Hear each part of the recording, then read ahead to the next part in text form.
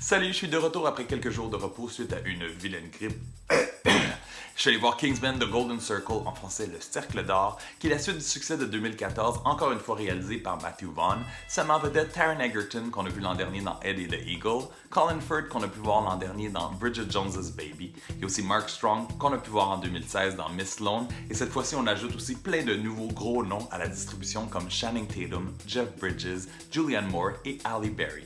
Après avoir sauvé la planète, l'agent britannique secret Eggsy est bien heureux. Il est en couple avec la princesse Styled et un jour, un ancien rival détruit le quartier général des Kingsmen et Eggsy et un de ses collègues demandent l'aide de leurs homologues américains, les Statesmen.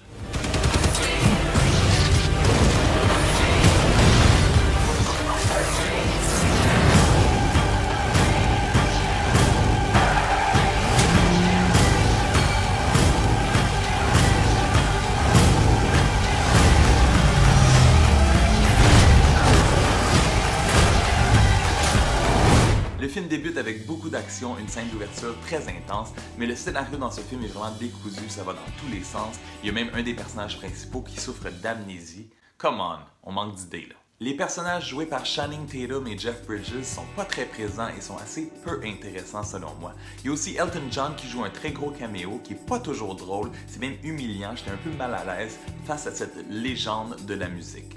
Par contre, j'ai bien aimé Julianne Moore qui joue la méchante Poppy avec son village. J'ai moins aimé les chiens robots. C'est un film qui est assez violent par moments, qui est un peu parodie de James Bond avec des accents d'Austin Powers. Les Statesmen américains, joués par entre autres Channing Tatum et Halle Berry, ont tous des noms de breuvages de whisky. Il y a Halle Berry qui joue Ginger Ale avec une des pires coupes de cheveux qu'elle a eues au cinéma. Selon moi, le premier Kingsman était meilleur, entre autres avec Sofia Boutella et son personnage avec des jambes à couteau. Ça, c'était vraiment cool. Celui-là aurait pu être mieux, c'est vraiment trop long, ça dure 2h20 et je lui donne de justesse 3 étoiles sur 5. Je serais pas surpris de voir un troisième film dans les prochaines années. Pour le premier film, si vous voulez aller voir ma critique de ce que j'en avais pensé en 2014, je vous laisse le lien à la fin. Si t'as aimé la vidéo, donne un thumbs up, abonne-toi à ma chaîne pour ne rien manquer. La semaine prochaine, je vous présente ma critique du film Battle of the Sexes et la semaine suivante, le très attendu Blade Runner. On se revoit bientôt. Ciao!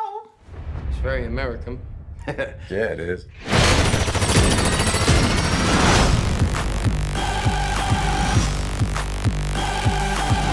Manners maketh man.